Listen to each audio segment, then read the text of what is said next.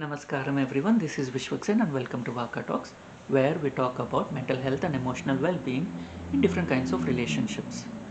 We are narrating the story of Vinata and Kadruva and trying to extract lessons in mental health and emotional health and relationships from it. Now, Kadruva was blessed with 1,000 eggs, saying that your children will be born of these, and Vinata was given 2 eggs, so saying that her children will be born out of these. And Kadruva's eggs hatched, and a lot of snakes uh, were birthed. And Kadruva was happy and interacting with the snakes and entertaining them. And now Vinata grew jealous.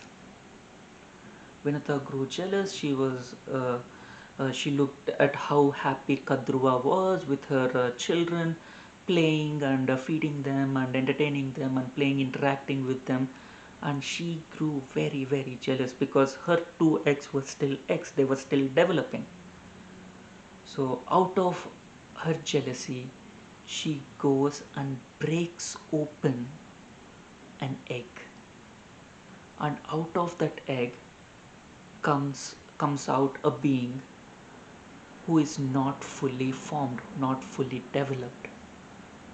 He only had the head and torso and did not have legs.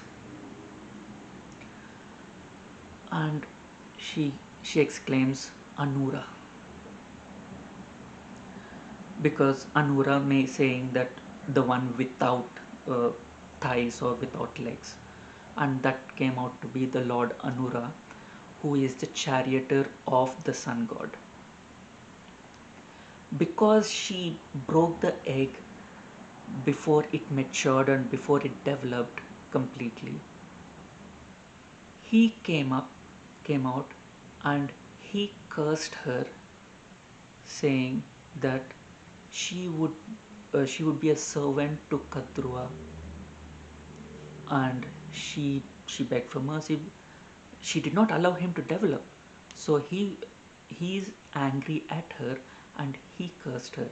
And she was crying. She says, I'm sorry, please, uh, please forgive me, and give me a path to get out of this curse. And then Lord Anura says that the other egg, let it let it hatch at its own time. The one who is born out of that egg will relieve you of your servitude. And then he leaves. Over here we can see that Vinata, yes, she wanted stronger, she wanted better, she wanted more radiant. So yes, that would take time. And she was not ready to wait.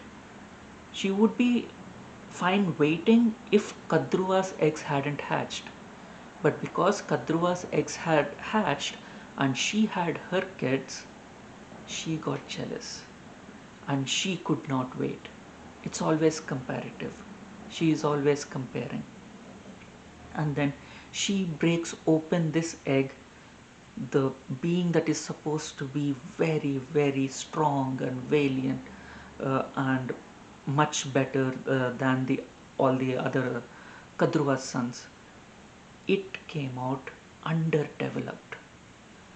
So she basically stunted and handicapped her own child because she was jealous. She could not wait. She could not accept that her children were moving at a different pace than the other kids. We see this happening quite a lot. Every child, every person has their own path. Every person has their own story. Every person has their own pace at which they develop. There is nothing wrong in being worried or trying to make sure the on providing if they need assistance. But blaming the child for not developing as quickly as someone else's child, blaming the child for being slow, and making the child feel like they are the reason. There are a lot of parents who uh, pressure the children. We didn't, we are providing you with everything that you need. We are providing with you a lot of things that we did not have. Why are you not doing, why are you not performing as well as the other person? Why are you not performing as well as the other person who got an A? Why are you not performing as well as the other person who who came in first? Why are you not performing as well as the other person who is very very good at say baseball or cricket? So pressuring the child for not developing fast enough, for not being good enough, not understanding that they have their own capabilities. And you might have a certain vision for your child. You might envision, yes, my child is gonna be a child prodigy. They're going to be on all the news channels, they're going to be in all the newspapers, they're going to be successful at 5 years old. Yes, there are a few children who are who have achieved great successes at very young age. Yes, kudos to them, wonderful, great. That does not mean that our child has to. If it is wonderful if they do, and we are supporting them, we support them in what they want and what they can achieve. But forcing them and blaming them for not achieving what someone else has is basically a burden. It will traumatize the child. It will it will make the child feel like they are a failure. They are doing well, doing they're doing pretty well, and they're moving at their own pace. Yes, that does not mean that we force them into feeling guilty for not achieving things for their parents. We should not force the child into believing that they owe us glory. No, they don't owe us glory. They don't owe us success.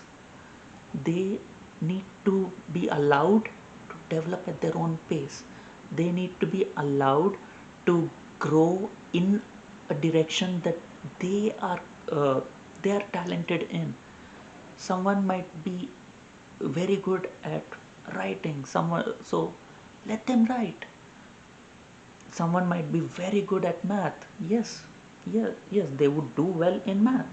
Someone who is very good at literature would do well in literature, but not as well in other science or math or something like that. So it's always, everyone has their own strengths. Just because someone else has achieved something does not mean that every child, especially your child, our child, should be the same thing. Yes, oh, there's a lot of pressure on children for not achieving everything. Not being the best in studies, like best in sports, best in co-curriculars and extracurriculars, not being on the stage every other week receiving a medal or a shield. Because some child, a different child has been receiving a medal every other week, a different child would be at receiving an award. So comparing the child to every one of them makes the child feel that they have failed because they haven't received every one of them. And it is impossible to receive every award there is, every prize there is, every shield there is, every medal there is. And this huge burden is on their shoulders, and they feel like they have lost every day, and they are putting in their efforts. when they are not putting in their efforts, yes, it is fine uh, to tell them how why it is important to put in the efforts and work hard. But when they are putting in efforts and we scold them for not achieving something because someone else has achieved, that is only going to make them feel like they are a burden, that they are a failure. And it does not say that they need to work hard, it says that they have failed, and they grow up with the trauma, and it shows very clearly as adults, and they just feel like they are a failure. They easily get burnt out. They feel that they cannot achieve anything because they have not achieved anything while they were a kid, and that affects them very, very strongly, very deeply as adults. If you like my content, please hit the like button and please share your experiences in the comment section below, and please share my video with people in your life that you feel would benefit from my content, and please subscribe to my channel. Thank you. Until we meet again.